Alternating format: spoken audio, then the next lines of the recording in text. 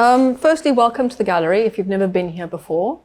It's an absolute pleasure to host this event. We are all very excited to be making a contribution, but it didn't take much persuasion for either of my guests or the guests that are actually going to be next Tuesday, because we all feel that this kind of addition to the art conversation is a critical one, especially sort of on ground level.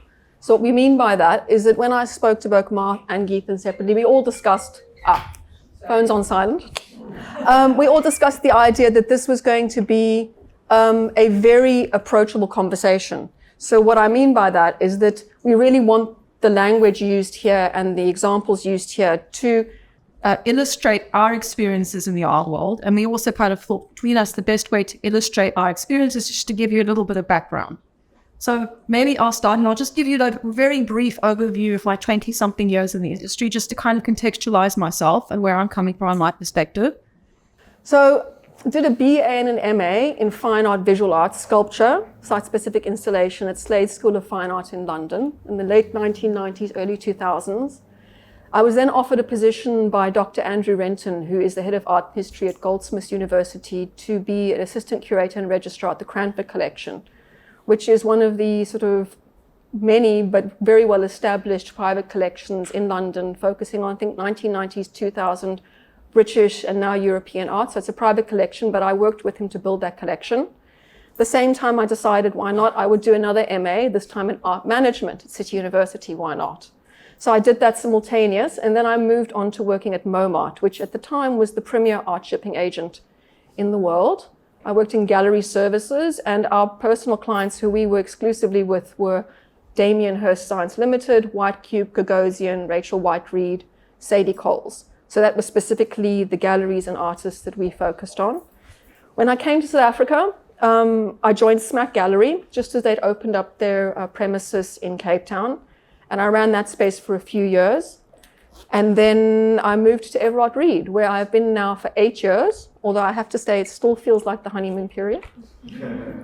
And I joined as head curator of Cape Town. It subsequently has expanded greatly, and then I became a director a few years ago. So that is my sort of trajectory over the last 20 years, just in a nutshell, just to kind of give you an understanding of where my opinions are coming from.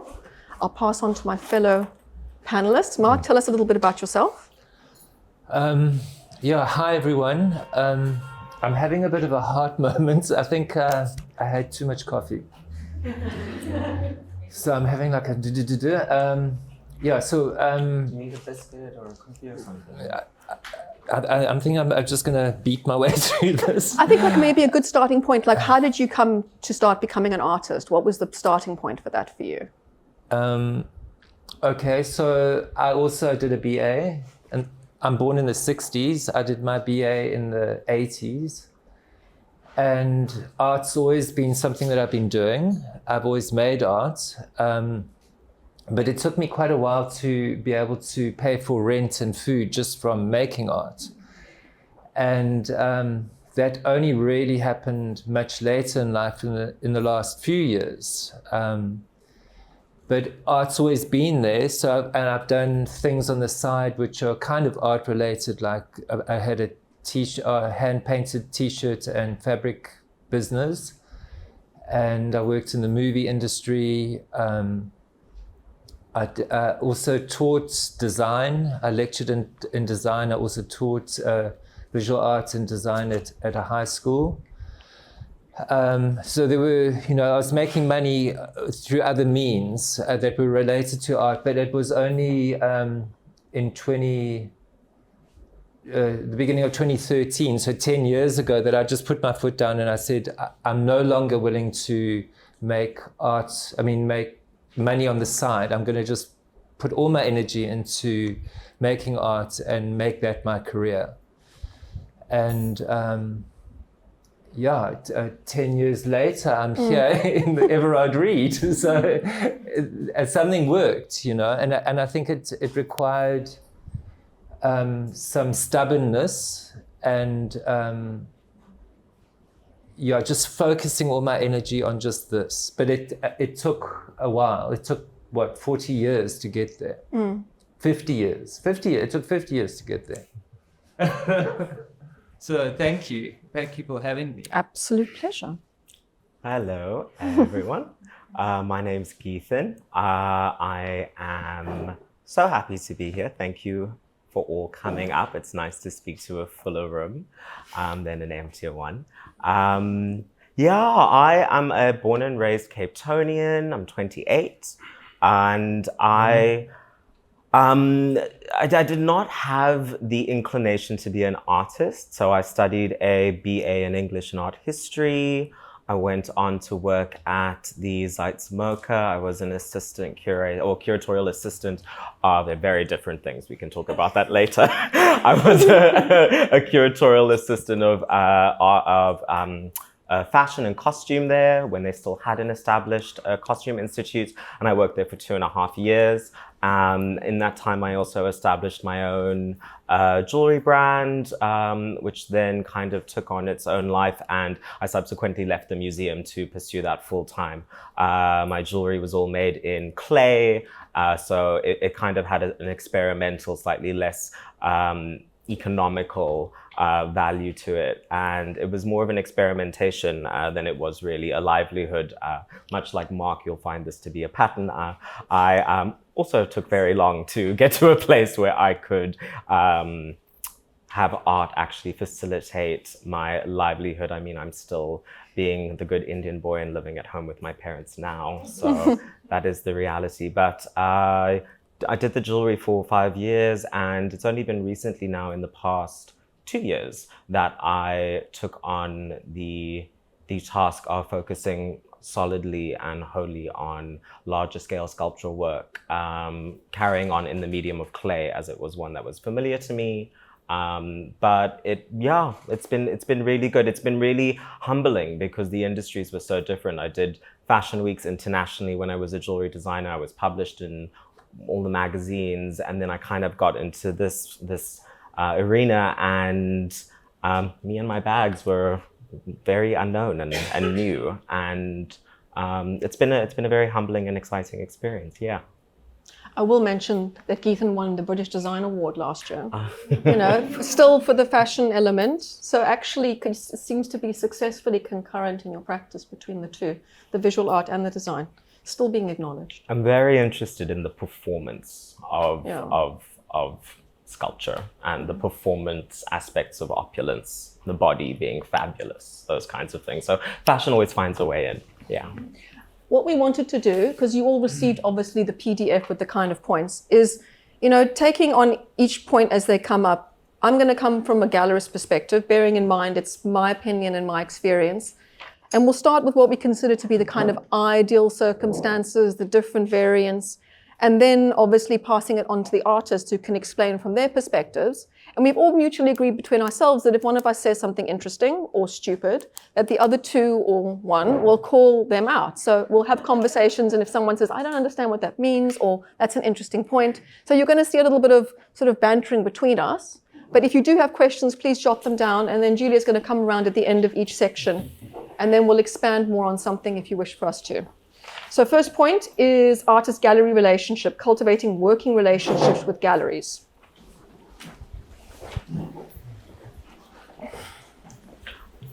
Shall I start with that? You can if you'd like to. I wanted to just say, just to set the template, they either work or they don't. Very truly. Yeah. Yeah. I mean, I think what is interesting is that often individuals commence their understanding of working in relationships with galleries in that it's an opportunity to work with various galleries, and many galleries can fit. You know, with Geethan's point here, every single institution, gallery environment, the ethos, the energy, the sentiment is very, very different. It must be synergy. Yeah. So as personalities, both the gallery's personality and the artist's personality, one has to take a lot of time as an artist to choose very carefully the gallery which you wish to work with. You know, it's not as simple as just choosing a gallery who you admire. There's lots of other variables involved. There's lots of other quirks and idiosyncrasies. It could be the ethos of the gallery. It could be who they represent. It could be who they choose not to represent. It could be the manner in which they conduct themselves publicly. You know, it's a very sensible, sensitive sort of arrangement and connection that you make that takes a long time to cultivate. Working relationships with galleries can start in a multitude of ways. There's first of all, an opportunity that you walk into a gallery. I mean, this is the South African perspective. Working in London, it was very rare that somebody would walk into a gallery, introduce themselves and have a conversation. But there is the kind of informal introduction. There's the introduction where you are introduced by a third party. There's the introduction, working relationships with galleries where you are part of a group show. There's also cultivating a working relationship where you've done a degree show. And then there's also the opportunity that happens when a gallerist spots you at another gallery. So ideally, it starts off as quite an informal circumstance, and with time, the relationship grows. Yeah, it also, there's something a bit mysterious about it. Well, that certainly was my experience, that there isn't like a clear path laid out, like this is the procedure to follow. And for me, I would kind of just throw myself out a lot of the time and just approached as many galleries as I could. And I also think that there was quite a strong element of luck, like word of mouth, like being invited to group shows. I also had some galleries say, look, we know who you are, do not approach us. So there's also so much that you can do, There does seem to be a protocol, but it's not, as I say, it's not written out. So it's more, you kind of intuitively feel your way through it.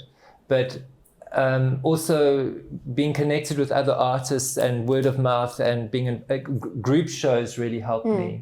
So I appeared in a few galleries through group shows. Yeah. So I mean, like just to bring on the point, there's certain sort of unspoken rules. I think first and foremost, and this obviously will come up in other points of conversation, when one tries to cultivate a relationship with the gallery, professional practice is paramount. Now, I know professional practice is an umbrella sort of statement, and that basically encompasses everything we're talking about.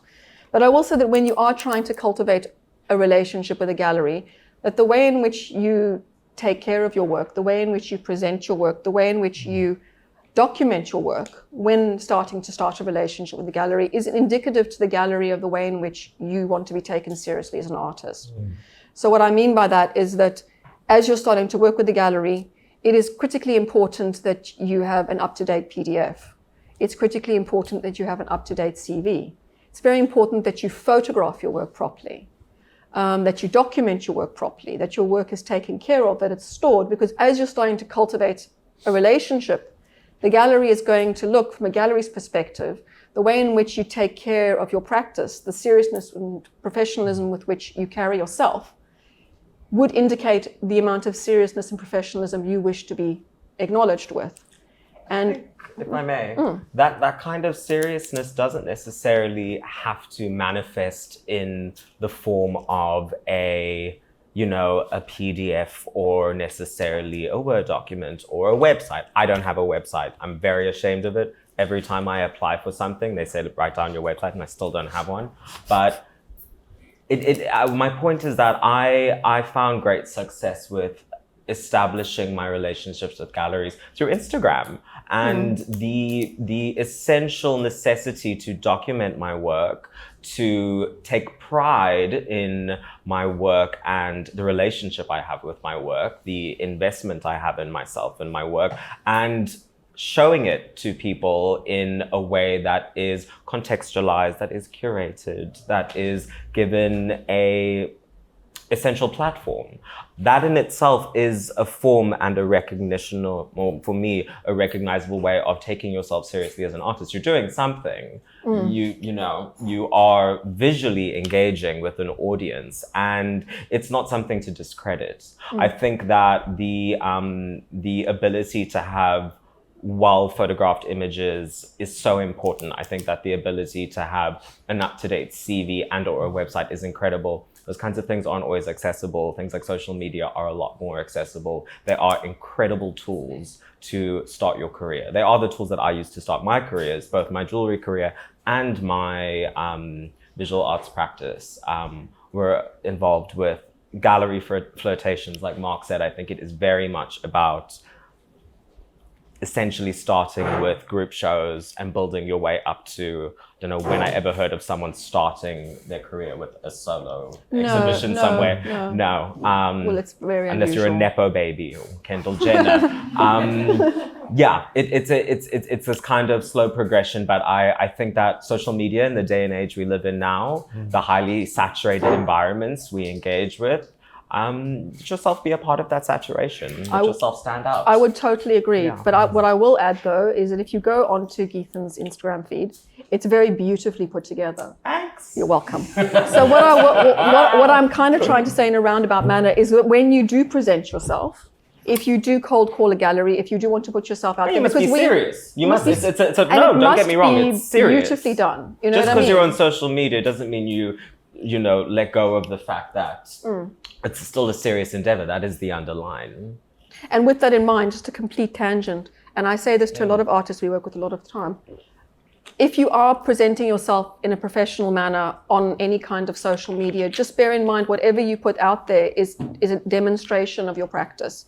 And all too often people will put things out as a presentation of what they're doing before they're ready to do so. So that's just a little extra point. That's a really good point to make as well. But that's what archiving and deleting posts is for. Exactly. So cultivating working relationships, I just want to come to another point. In practical terms, as a gallery, we go through a series of stages normally with our artists. Now, obviously, if there's a blue chip artist, and what I mean by that is an artist with a huge history of exhibitions, local, international, a pedigree of biennales, Nandipa, for example, Brett Murray, for example. Those are just two examples. And we wish to engage with them and represent them, then it's very clear from the go-get that we don't have to start an informal working relationship with them.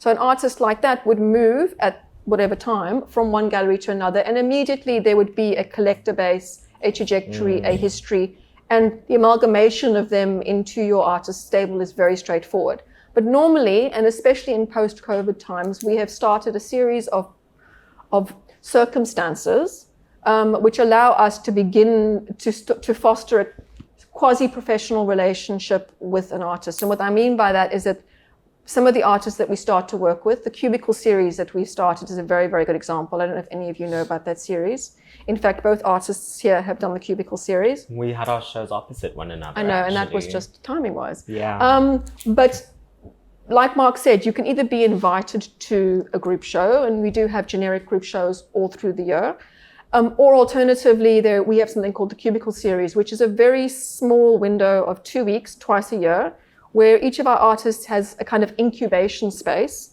and a smaller solo presentation. There's a group of artists together, and the ambitions of that are to give younger artists or artists with less exposure a platform in a very formal capacity. So it's a proper small exhibition. It's documented, it's got vinyl, we've got a databases, we've got the portfolio.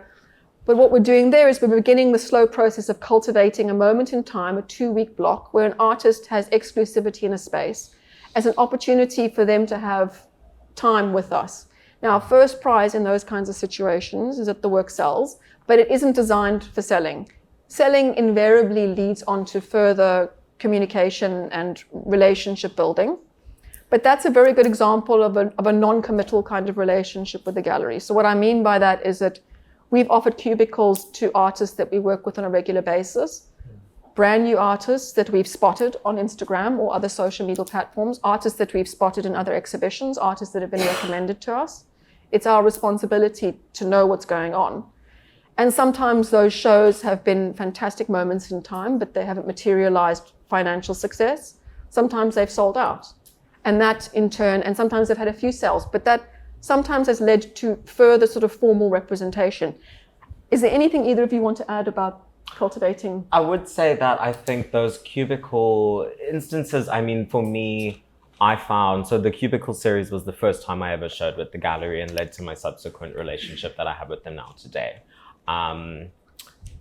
I must say, I think that the gesture of a Cubicle series, what Emma's outlined, 2 weeks, minimal work in terms of having to write up a bio, having a wall text, having an exploration of the work. For the artist, the opportunity to be explorative and not necessarily being trying to sell work is such a wonderful opportunity to take on, and something that I think I would really invite and suggest one to look out for in other galleries as well. This kind of model that has been set up here, the Cubicle series, it's the best kind of way to get the most, it's like the best money for your buck. You get the most out of your practice having airtime and being able to work with the gallery without being too weighed down by the realities, the restrictions, and the kind of nitty-gritty of working with the gallery on a slightly bigger or larger outing. So I think it is the kind of perfect beginning point to kind of start that relationship, to see a Cubicle series, to see an initiative or program like a Cubicle series and say, hey, hi, I'm contacting you because I saw this project. I think that I have a project that could really fit wonderfully in this, because of an example of A, B, or C artists and exhibitions that I saw previously.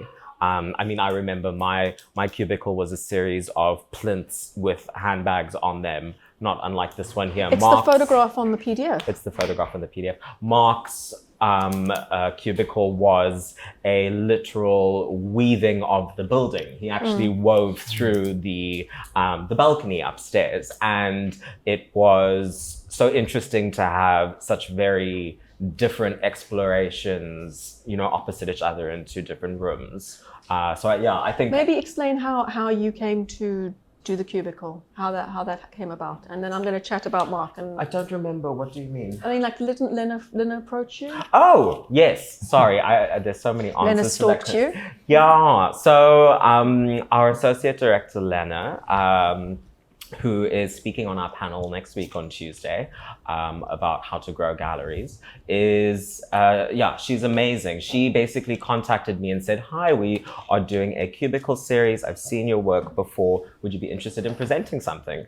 And it was my first opportunity to do something slightly bigger than a single work in a show or in a group show, which I had done prior a couple of times. And I was really excited by it. And I was given such a wonderful range to work with. I was wonderfully facilitated by the gallery. I had resources to work with. I had a back and forth, which was also really nice. It wasn't this kind of, dead-end email. There was a continuous conversation, and it resulted in a fabulous show. Yeah. I'm super proud of that exhibition. It's still one of my favorite bodies. How many pieces did you submit? I made 8 works. In total. No, they said I could do what I wanted to, essentially. It was more, that was my first mini solo No, it wasn't. I did Boschendal first. Yeah, sorry.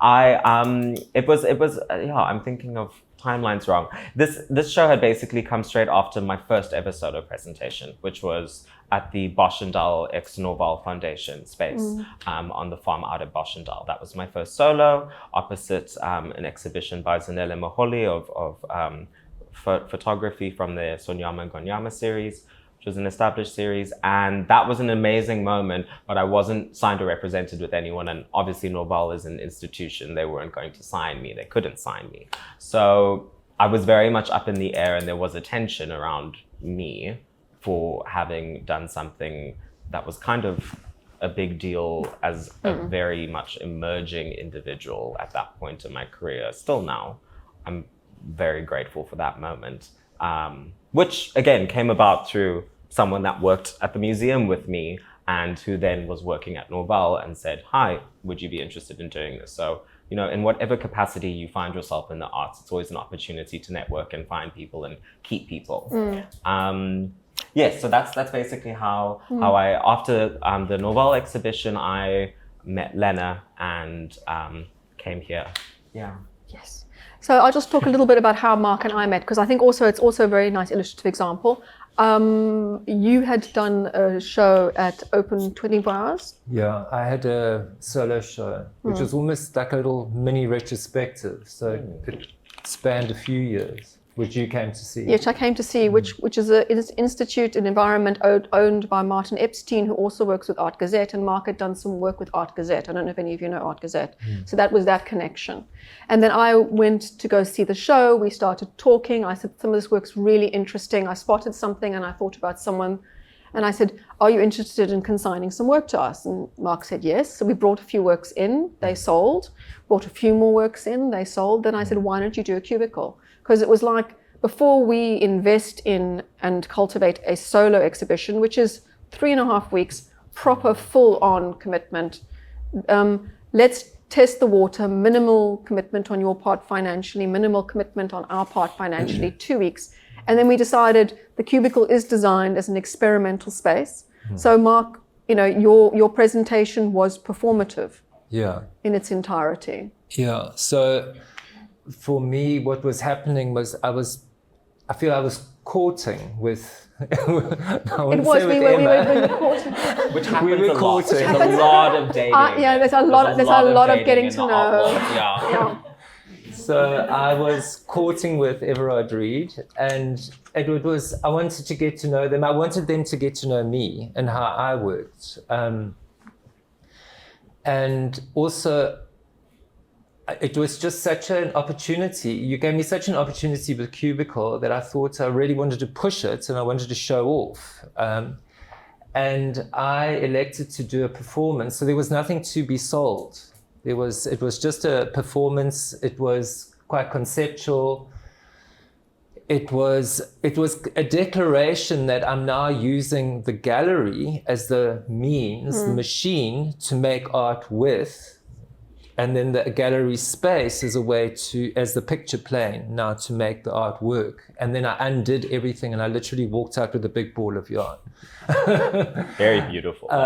Which I now can, so it was as though I made material which I can now use in other artworks. But it showed, I was showing the gallery how I operated.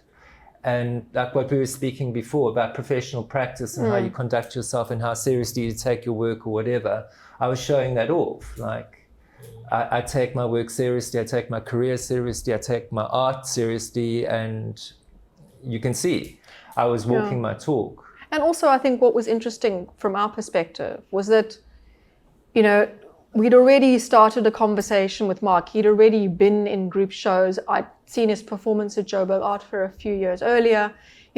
There'd been kind of like inklings of things, and then seeing the work in that presentation at Open 24, bringing the work in.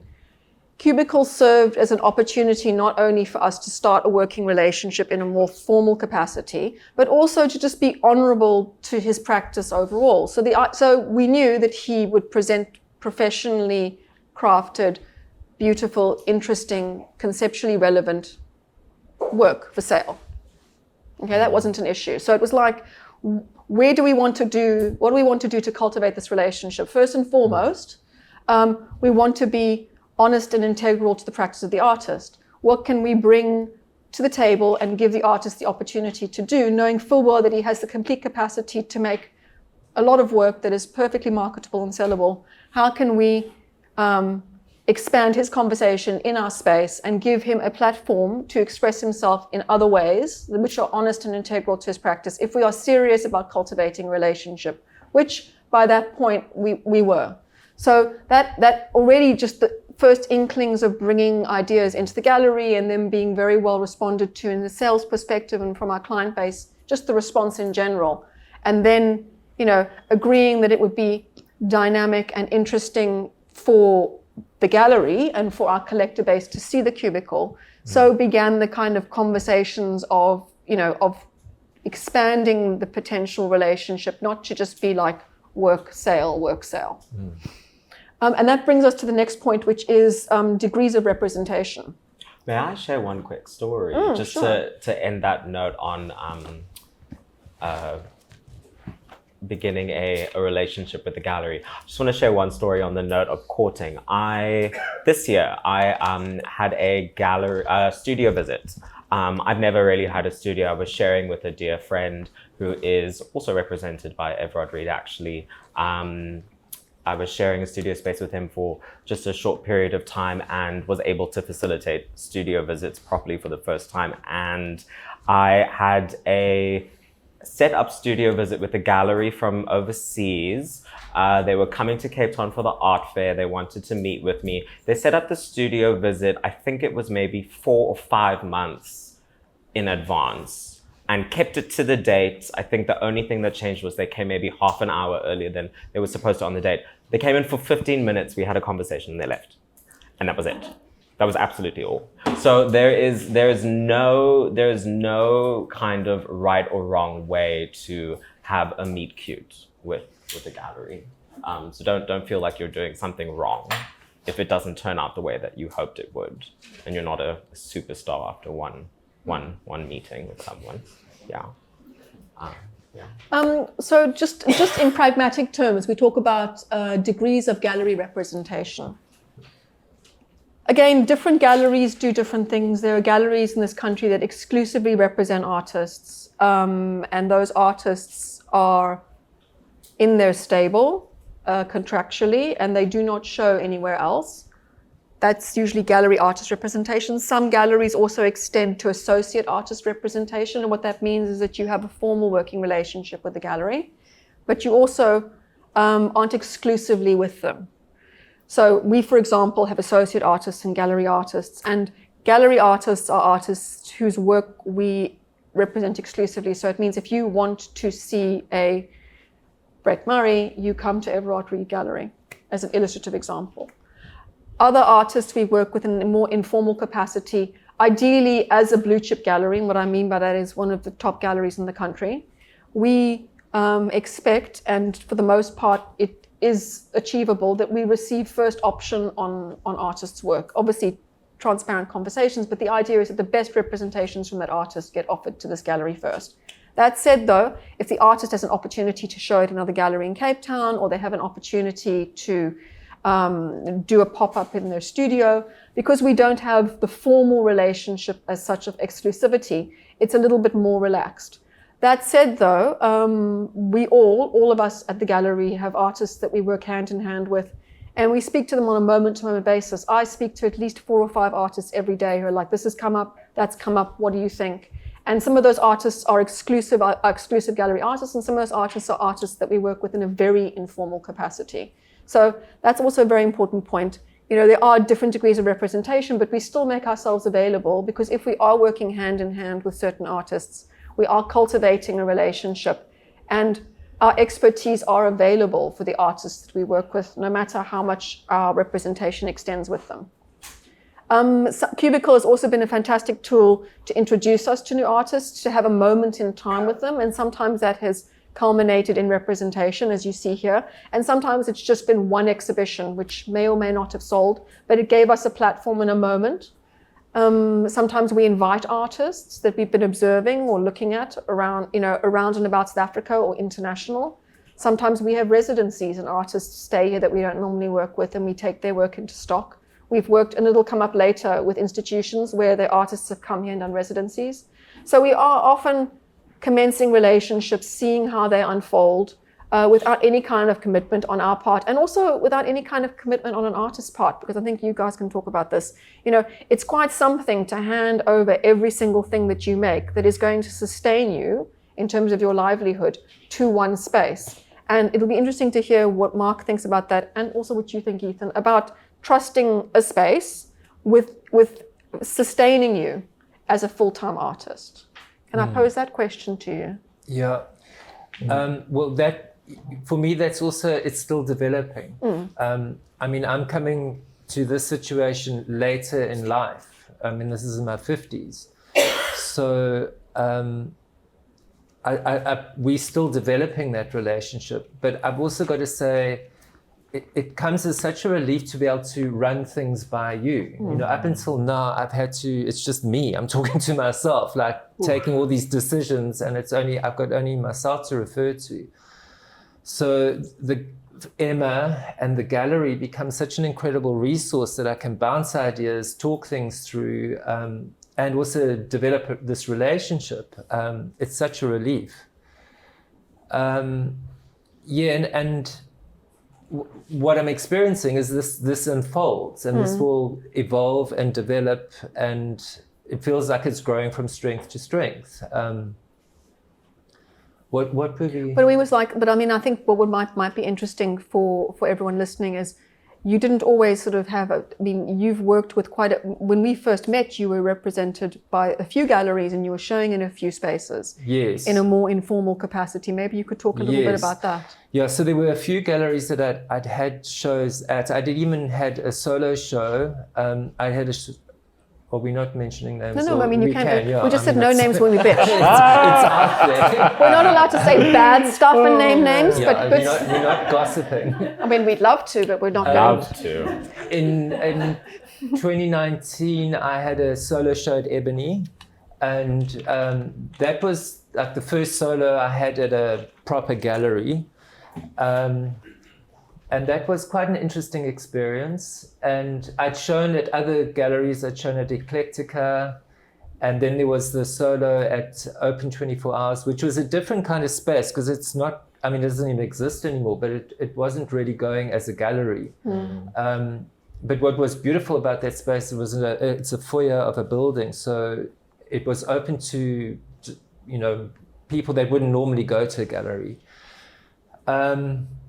So I was having experiences with many types of galleries and many different gallery owners, and I was basically saying yes to any opportunity that came our way, and gaining experience as a result, and then got to a point where I started saying no to some opportunities because I was, relationships were developing, and then learning how some people work and how I work, and that it's not necessarily a good fit.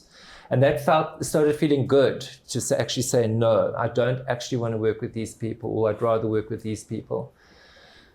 I think I'm losing the train of thought. No, but you're tying very nicely into the professional conduct bit. Yes. Yeah. So I think what I'm trying to say here is, the beginning I was just saying yes. And then it seems to be there's a point where you have to, though. You have to be a yes girl for a little.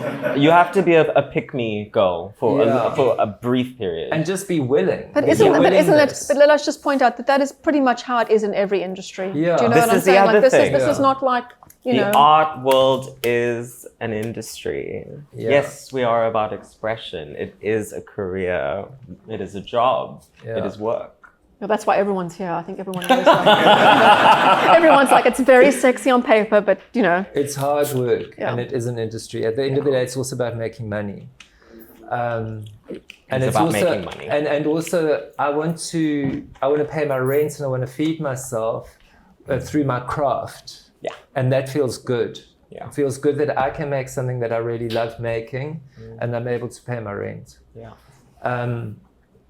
So I've lost it again. We're talking about so we're leading into expectations, professional conduct, and I was saying you started off with quite a few galleries. Yes. And then I interjected with it. You were yesing, and you have to yes sometimes. Yes. But then you started saying. And then we're going to talk good. a little bit more specifically about the kind of choices that you were making. And I remember, without naming names, that something came up, and I said, "Mark, I don't think you should do that."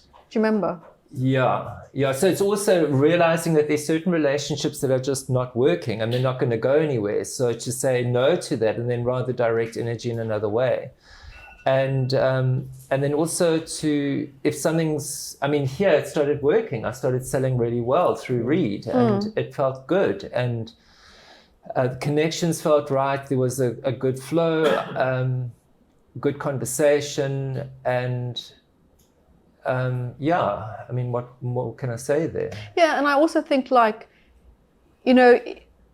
each gallery has its own kind of set of principles and ethos and energies. And I started off by saying, different galleries have different feelings. So when you choose to approach a gallery, not every gallery is going to be the right fit. Yeah. And I think that as well, when we decided that we were going to actively cultivate a relationship with you, it became very clear very quickly that attention and effort was being placed on contextualizing your work, on putting it in collections, and it just kind of steered in that direction. And the opportunities that you would have undertaken in other circumstances. we're a very big gallery. We're probably the largest commercial gallery in this country. And what I mean by that is that we have the most number of spaces.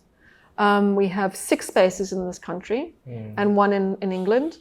And we are all very enthusiastic about our jobs. We're very, very good at them. And what that means is that when you start to become part of the Everard Read ethos and family, when it becomes clear that your languages resonate with the individuals that we're exposing it to, when things get put together beautifully, when they make sense, when people get recognition, when awards are won, it becomes very clear very quickly that there's a lot of opportunity within the fold of a gallery. And so it wasn't very long before both of you were demonstrating like your work in a multitude of our galleries. And so it becomes very clear if the fit's correct, that you kind of become part of a system, an ecosystem. Yeah. I think intuition is sexy. I want to say that. I think that it is really important to believe instinctually in when something feels right, and you feel like you're being respected, and you feel like you respect the person you're working with. That's the other thing. More often than not, it will work out for you when you invest in someone that you actually respect and think well of. Beyond them being able to sell your work well or give you opportunities, if you think well of the person, you're probably going to have a prosperous relationship. That I did want to say. There was something else, but it's gone. Well, I think also Mark's given me whatever he had. Well, thank goodness I'm holding it together. I think what's also important is, this is a very, very small industry that we work in this country. Did you say 6 galleries? Yeah, we have 2 spaces here, 2 spaces in Joburg, 2 spaces in Franschhoek. That's a battleship. Yeah, that's incredible. Yeah. Oh, and then there's an Eisner. So I think that... No, I've lost my fucking train of thought. See? What was I going to say? Oh, reputation. Okay, so it's a very small industry that we work in. You know what I mean? And I have to say, and this sounds a bit anal, but I'm not going to... Having worked in London, which is like incredibly demanding and incredibly overwhelming and cutthroat comparative. South Africa has high standards and it's dynamic, but it's not the same animal.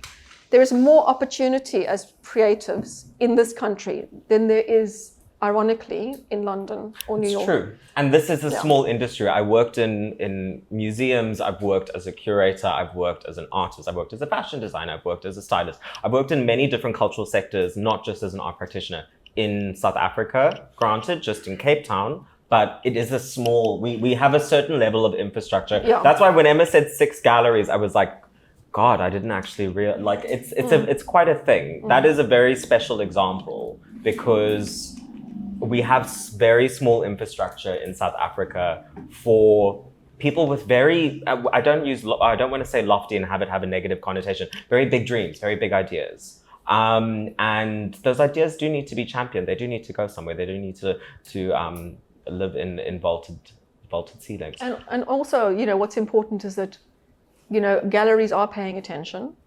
We are watching, we are aware. There are more opportunities in this country to be taken seriously, to be engaged with as young creatives. You have more opportunities to do so. And I mean, what comes to light, I mean, obviously we've talked about it very quickly, is that, there are so many opportunities in so many different kind of formal ways of presenting your work, from pop-ups to projects, from... I was going to say, everyone here, if you're interested in, this relationship, really should be jonesing for the group that's coming on Tuesday. And both lots of people should be getting to know each other. It's not even a plug. It's like the best thing because they all want to learn how to grow galleries. You all want to learn how to work with galleries. And the 2 groups really should have a bit of a speed dating exercise. I just mean it's a good idea. Totally. We're getting towards the end of the first point. I think we can take a few questions now. So I'm going to keep it to, I think, 2 questions, just because I'm cautious of time. Cool. Yes. If you don't mind, I think I would love to ask a practical question, and I'm assuming everybody here has a similar set. We're getting all comfy. Okay, cool, go for it. No, so, not to make it overly important, but I feel like there's something missing in the understanding of how you get onto the radar of a gallery like Everard Read, you know? Okay. So obviously I'm familiar with the Joburg setup a lot more than here. But that's a practical question I have. You know, we can obviously make art and do your thing, and I would love to know practically, how do you get onto an invite list for a group show, for example? How is it just a matter of producing standout work, socializing that work, and let the work's reputation take care of it? Are there some practical things you need to consider? That is a very good question, and it is the question.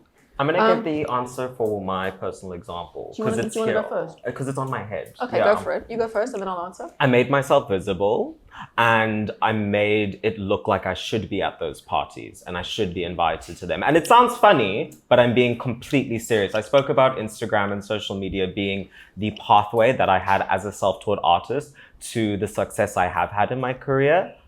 I genuinely networked my way into being something that I believed was marketable and later was able to acknowledge was marketable. But I remember the first exhibition I ever went to was at What If the World, when it was in Woodstock, and it was Ati Paturuga's The Future White Women of Azania. It was still probably one of the best shows I've seen in South Africa. And I went by myself, and I was 19 years old, and it was the first time I ever went to an art exhibition in my own capacity because I was interested. And from then on, I cultivated this was in 2013, I cultivated a longing to see work and to experience and be in those spaces. And today in my career, I've had people come up to me at shows and exhibitions, ones I'm showing in, ones that I'm not, and they say, I remember seeing you at exhibitions. You were always this fabulously dressed boy, girl, person thing. People remember you. People will see you if you see yourself and let that exist openly. Does that make sense? I was getting a bit esoteric at the end. Yeah, that's literally how I made myself visible. There are people who are not as extroverted as me. I can't answer that question. Yeah, that's why there are two other people. Do you want to answer next? Yeah, I also want to say something. Okay, so I didn't go that route. I can't stand openings. I can't stand the Being art a slut's scene. not for everyone. I hate it. And I mean, I had a pile this high of rejections, you know? And those are the ones that were sent back. I mean, there was another pile that never got a reply. And when I dug my heels in, I was saying, okay, there's nobody, it seems like nobody's noticing, but I'm noticing, and I'm going to put myself out there. And that's when I started doing public performances, which was terrifying for me. I never considered myself a performer, but there was work that needed to be done. And I wasn't going to allow not having gallery representation or money or grants or anything like that to get in the way.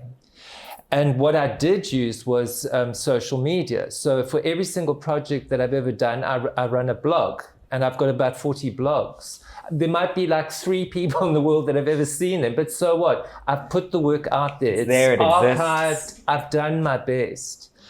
And I gained web presence. But without, that wasn't my intention, but you can Google Mark Rosenbach and I'll come up, you know?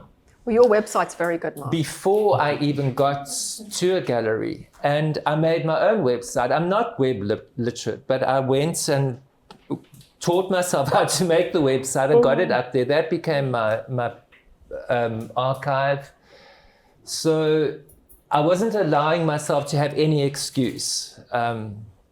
And I think it's just by plugging it and just keep on getting on that horse, falling off, getting back on the horse, something gives in. And also, at the end of the day, for me, I'm an artist. I make work. It's not about me. Yeah. I'm not on the wall. I don't want to be on the wall. I want my work to be on the wall. And I think if the work is good, it'll get on the wall and it will get seen and it will get sold. But it can take, some people have to walk higher mountains, perhaps. It takes longer.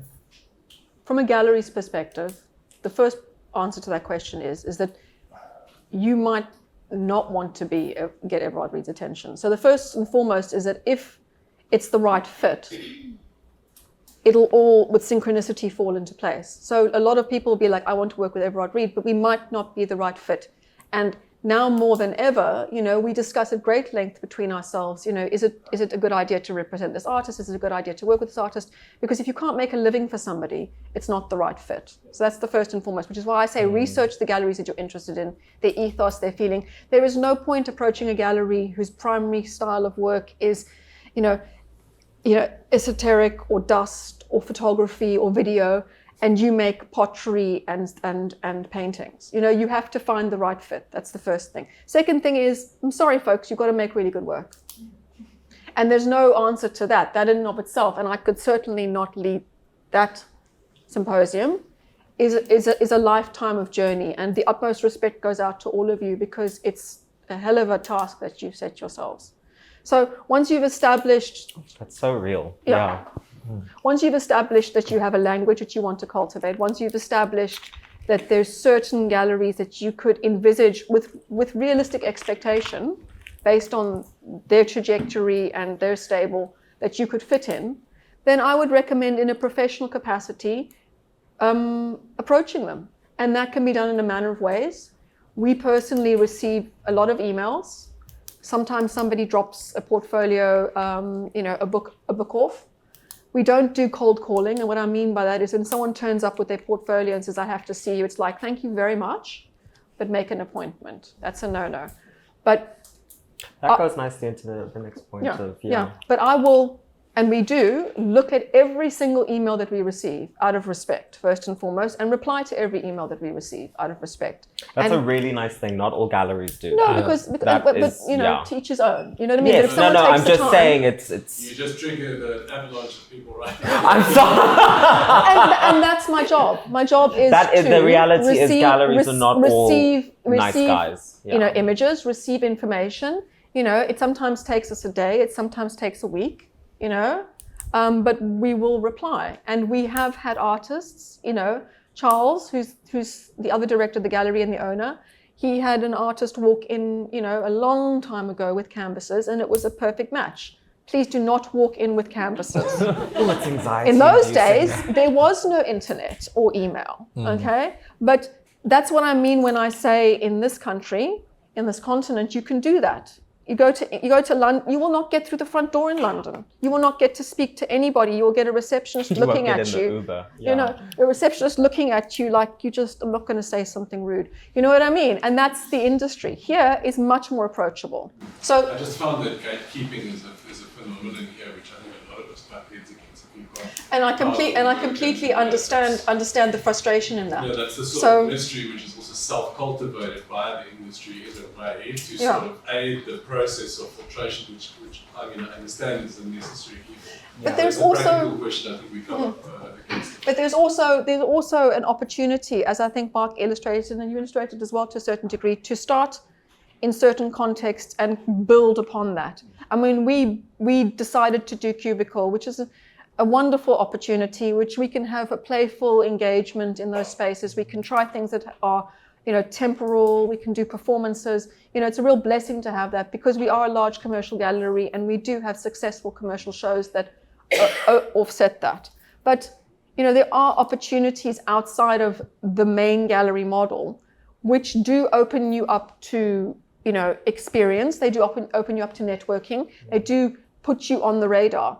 And it sounds exhaustive, the prospect of having to manifest that. But there are collectors, there are public spaces, there are empty spaces, there are pop-ups, there are, residencies where you can do an application. My point. Next week there's a talk of peoples about how they want to start galleries. Speak to those people who want to start galleries that aren't as established. Like that must happen. There are opportunities. There's our second question. Am I answering the question for you? Yeah. We are. No, I just want to say gatekeeping is a very real thing.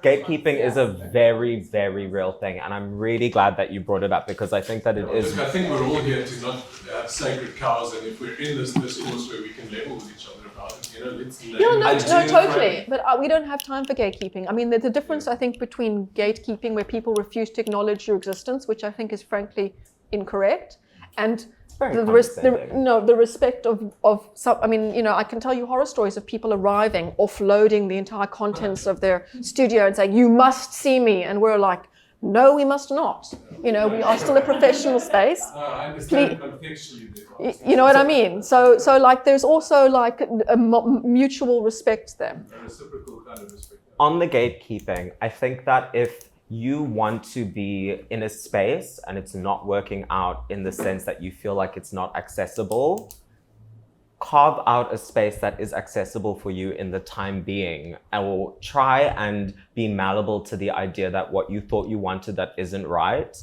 could be something else. What I was going to say... What Mark was saying in terms of forging, it's about the art. Yes. And the space will take shape. And there are. I mean, we're not going to name all of the galleries that you've worked with, but Mark has shown his work in a multitude of galleries, and as time has gone on, some of those have fallen aside, most of them, and it's gotten to this point. But a lot of those galleries aren't first or second tier galleries. Respectfully, a lot of those galleries have design in them. A lot of, you know, so there's always opportunities. There's some fantastic spaces that aren't commercial gallery spaces. They're commercial spaces in Cape Town especially. I'm not totally with Joburg, where one can show one's work properly and it be seen. You know, a beautiful example is Chandler House. There are at least 10 artists I know offhand that we've seen Michael curate beautifully, and I've been like, wow, I want to work with that person. You know? I'm going to take just the last comment, and then I think maybe save the next question for the end, if that's okay, just because our time is very tight. I just want to quickly answer to that because I work in a very small gallery in a very difficult place, not in Cape Town, in a place where people usually go to not to look at art. And well, now you've got to tell us where it is. I mean,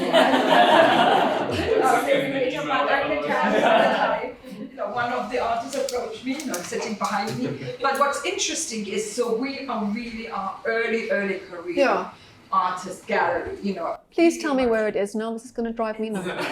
It's on Hazendal Wine Estate. Okay. So it's a very difficult space. People don't come to look at art, but we slowly getting more people through the doors, yes. But for us, it was really important to have a space for artists to be able to show, because we understand that it's, you know, Everard Read, Stevens, etc. That is a much higher space. So, but artists need to expose themselves and have to look and feel how it works to expose themselves in a gallery, you know, with audience. And we take it very seriously. And so, you know, we've had many, you know, discourses, arguments with artists. We also do very similar. We respond, and very nicely, you know, one of our artists we shown before COVID is now signed with Goodman Gallery, you know, which is sometimes a bit of a shame, but we also understand the artists have to move on. Yeah. We are not quite the state we would love to be. Aspirationally, eventually we might be able to support artists, but we are this really early career space, and I think there isn't enough of that actually. It's not an easy industry. I mean, like, it's not. You know, it's tough financially. It takes, you know, and there's a lot of great spaces that have closed down because of COVID or whatever. I mean, a lot of fantastic young spaces. So we have the opportunity, because we have the space. We don't have to sort of rent it. We have to pay everything else. So we are still obviously motivated by selling art because we have to pay our salaries. So that is the hard part. So we understand, and we feel very strongly that one way how to support an artist is to sell, but also to give them the opportunity to show, and to have the conversation. What needs to be done, like the CD, like the bio, etc., etc., etc. Let's chat about pricing artworks, which is the next section. Anyone need a loo break? Are we good? Okay. Pricing artworks, cost versus reward pricing. Gallery pricing versus private sales commissions. I say the same thing to every artist that we work with. What your art is priced at is the value of your art. Often there's a misconception that because an artwork comes to a gallery, suddenly the gallery hacks on another 40%, and actually they're overpricing it, and the value of the work should be far less than that. The bottom line is the bottom line. As artists, your work is worth a certain value. Granted, when you first begin, you have to be realistic about what that value is. And it's very important to obviously have a history of sales before you start to put prices up. The only variable that would change that would be a fabrication cost. Like, for example, if you're producing something in bronze, then there is a formula that would be used in order to calculate how much something would cost. But let's say theoretically your work's 10,000 Rand in a gallery with VAT added and possible leeway. If you were to then not be in a gallery and sell your work, it's not going to be 6,000 Rand if the split was 60-40. It's not suddenly going to go down. It's basically the same value minus the VAT. So if to be VAT registered, I think everyone here knows you have to have, what is it, 1 million Rand plus? 1.4 million Rand in sales a year. But often there's a misconception, especially from people that want to buy privately, that if they go to the studio and they buy from you privately, that they should get some huge amount off because the gallery's marked it up. Your price is your price, folks. It has to be realistic, it has to be achievable, but it's your price. The only difference is that when you bring it into the gallery fold, VAT is added, and also you are handing over a multitude of administrative, logistical, context-wise, the gallery costs over to the gallery to do on your behalf, which then justify the 40% added on. I say 40% because we usually do a 60-40 split. Some galleries do a 50-50 split. Some galleries do other splits. We don't do 60-40 for the UK. We do 50-50 because it is very, very expensive to send things to the UK. But there is absolutely no reason why if you're selling an artwork for 10,000 Rand in a gallery, you should suddenly knock off the gallery amount commission-wise and sell it for far less in your studio. If you were to sell it in your studio and you're not VAT registered, then a way to work it out is you would say, okay, this is my gallery wall price. I would take off the VAT. That's the price. Then maybe I would extend a discount. And it is at your discretion. But what I will say, which is another very important point, and we have this conversation exclusively with our associate artists because there isn't that exclusivity, is that the most important thing is that your price point is consistent. And both of you will have something to say about this. What I mean by that is that there is nothing worse than cultivating relationships with galleries where you are steadily trying to achieve a price point. Then someone comes to your studio and they buy it at a knockdown price, because I can guarantee that that person will tell people, and then the collectors that have gone through the process of buying from a formal gallery will find out that there's no consistency to your price point. You must stick to your personal price points. Am I making sense? Okay. Maybe you both could talk about that and how you factor in price points, etc., with your own histories. Sure. I have never been a money man. Always knew I wanted a lot of money. But I think that there is something to be said for taking pride in your work and believing that it is of worth and value. And that pride is really important. And something that working with the gallery taught me, and it's still a lesson that I personally remind myself of all the time when preparing for exhibitions, for pricing work, the price of your work can go up. When you are in a marketplace, when you are trying to formally establish yourself, price of your work can go up. It can never go down. Yeah. It should never, ever, ever go down. When it's going down, you are dying. It should just in never theory, realistically, however you want. It can go up. It should never, ever, ever go down. And that, just as a simple formula, has served me and served my ego in a really, really big way in terms of being able to justify the price points of certain things when I felt like or had the ambition that they were worth more, and speaking to the gallery and looking at the trajectory of my work and the reality that something over this period or space of 1 to 2 years can only incrementally increase by so many thousand rands, because that is the kind of reality for your circumstance. And that's the other thing. A gallery is going to help you with what the reality is in your circumstance. May I use you as an illustrative example and name some figures? Is that okay? Well, I mean, it's all public record. Sure. Okay, so here's a very good illustrative example. When Ethan first started working with us, a bag that size was what, 6,000? Yeah, 5,000? 6.5 with And that. that's a lot of money. And that was an entry point price based on his Bosch and Dahl prices. They sold out immediately. Why? They were exquisite. Thanks. And they were very well priced. And it's like there's always going to be a starting point. Every single artist in this gallery had a starting point. That's a really good example. Those handbags, the 8 that I had on the plinths, they sold out in 2 days. In 2 days, but it was sold out in 2 it was days. low prices. They were low prices. People wanted them. There were so many people. There were 8 people that got them and a whole load of people that wanted them. At the time, we didn't think that they were low prices, though. We were like, no, these are we the were prices. very happy. I was These very are the happy. prices. But did that not set up the reality for more work to be produced, to go directly to people, for there to be a waiting list, and for over time that price to incrementally increase? Yeah. You don't have a sellout of 8 works and then immediately go, oh, the work is now definitely worth double that. No. That is not what's going to happen, because you will have work come into a gallery and then sit there not selling because it is priced too high. And like I said earlier, that work should never and can never be priced down. A gallerist that is pricing your work lower than what it has priced before is not a good gallerist to be with. And also, you do not want to be in a situation, you want your audience to follow the trajectory of your practice and the small incremental increases. And you also want to capitalize on the momentum of your sales, both publicly and privately. In the old days, pre-COVID, most artists would put their prices up every year. But it's tough now out there. And people have to make choices, you know, and a lot of the collector base has fallen aside, you know, the kind of middle class collector base.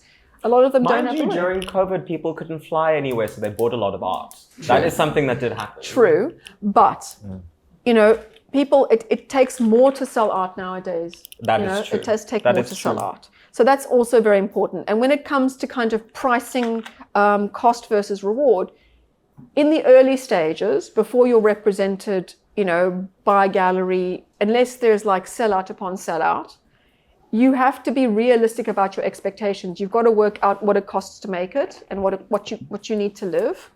And of course, you want reward. Everyone wants reward for their hard work. But in the initial stages, when you're cultivating a collector base, you have to take it slowly. That is the best advice that we can give people.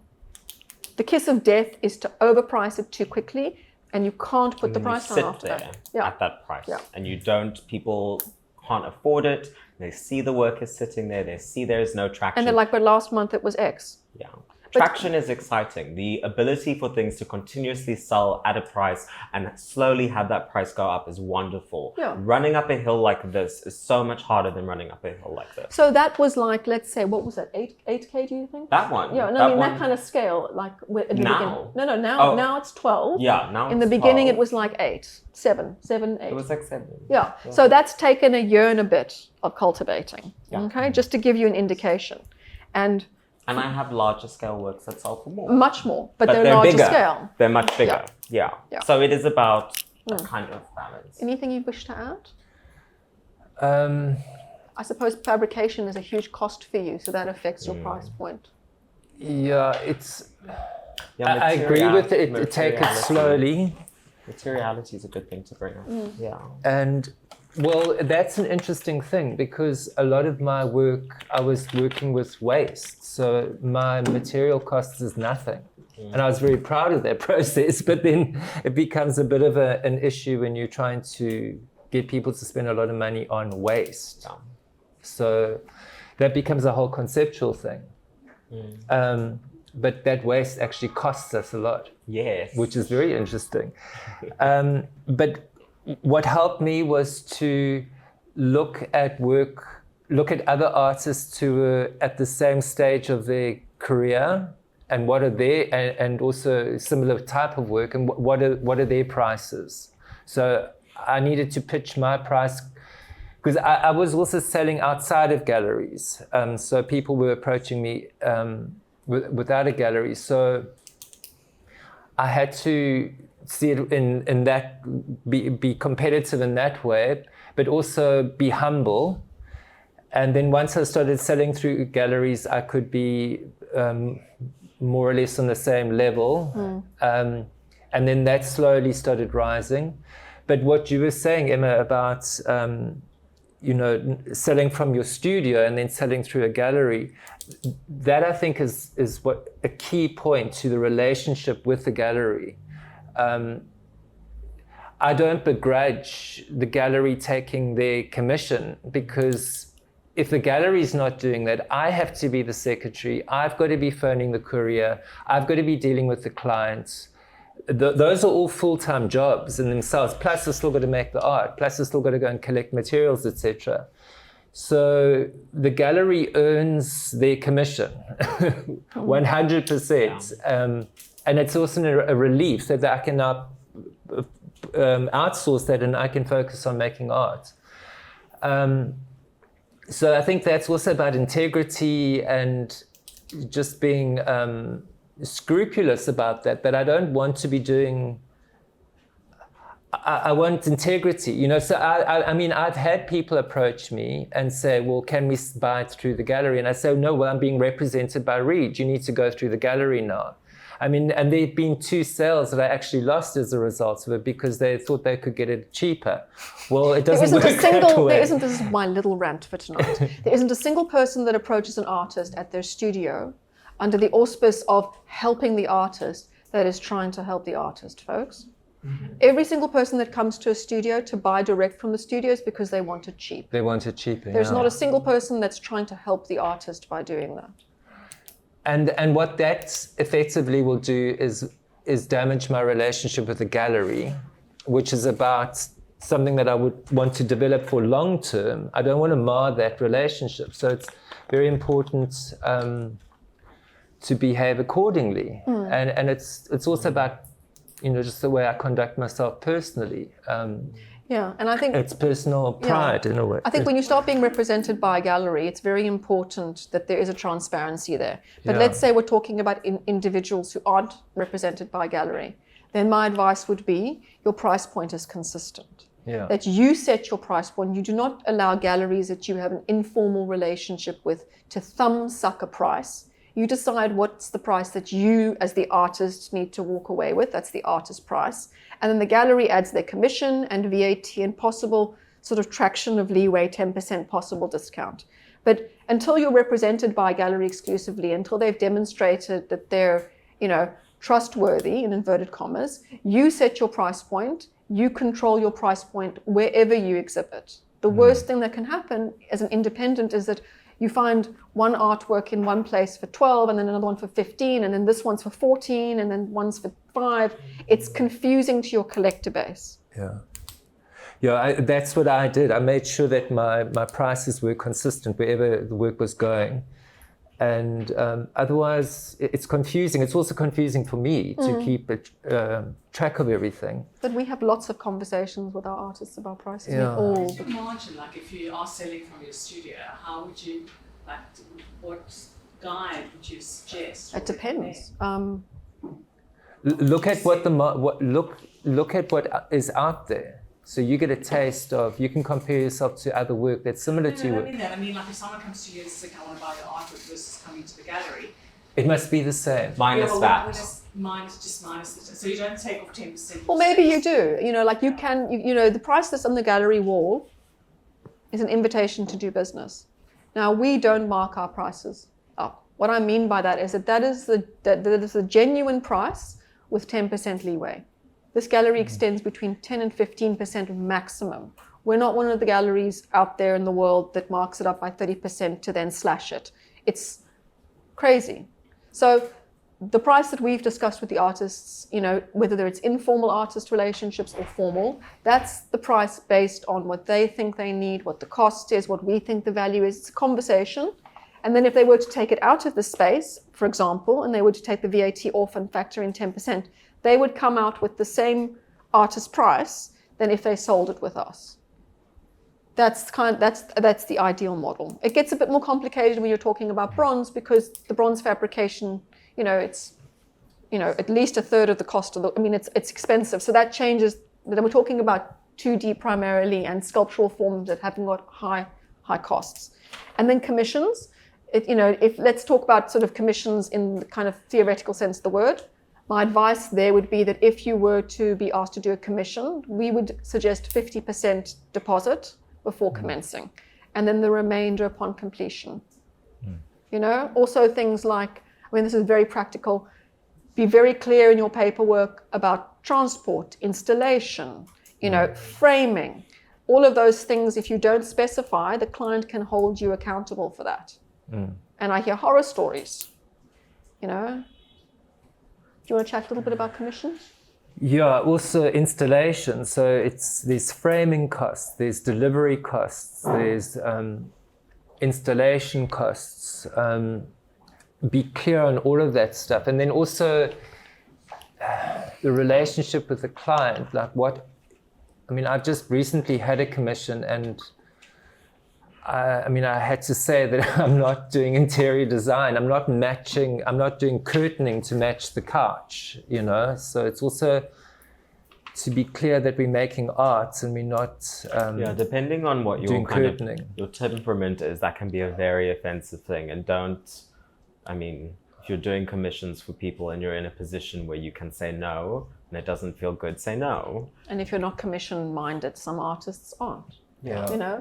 When the gallery, takes part in commissions on artists' behalf, sometimes we have to decline on artists' behalf because we're just like, actually, this is just not going to work. This artist just hasn't got, it's just not a language they can do. Some artists can. Yeah. Sometimes commissions, for example, one of our senior artists, John Mayer, had done several bodies of works commission-based. And that has taken a lot of time and negotiation on the part of the directors to ensure that all parties are happy with the arrangement, because it's a very, very big undertaking. But commissions in general, they require more negotiation than somebody seeing finished artwork in your studio and knowing what they're getting. And it's tricky. Yeah, make sure your agreement is tight. Make sure you feel comfortable. You're not concerned about going into this, like Emma said, business venture with someone. Just because it's a commission does not mean that it is airy-fairy. It is a transaction. And if you need to protect yourself. And if you are represented by a gallery, it's your gallery's responsibility to act as a buffer. Oh, yeah, no. Yeah, I was referring to like when you're not. Out there. Yeah. That goes without saying. Yeah. Any questions about that line? Yeah, I wonder if we should, because we're half time now, so I wonder if we should do 2 questions and then maybe like a 5-minute break for anyone who wants to go to the loo or grab a glass of wine or whatever. Wine makes all of this so much more interesting. Yes. So any questions on pricing? That's very interesting. Okay, let's go. Do not accept Bitcoin. Do not accept offers on oil rigs.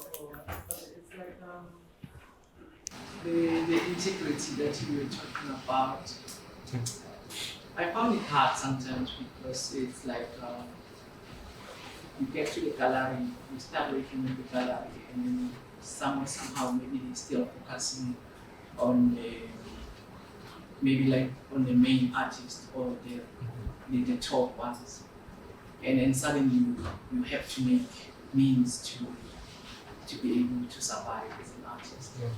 So what I'm trying to say is that I found it very difficult sometimes to keep the integrity, but most of the time I tried my best to keep the price higher. But what we do during that time, let's say maybe the gallery is sort of focusing on that talk or that time of the people who bring money into the gallery.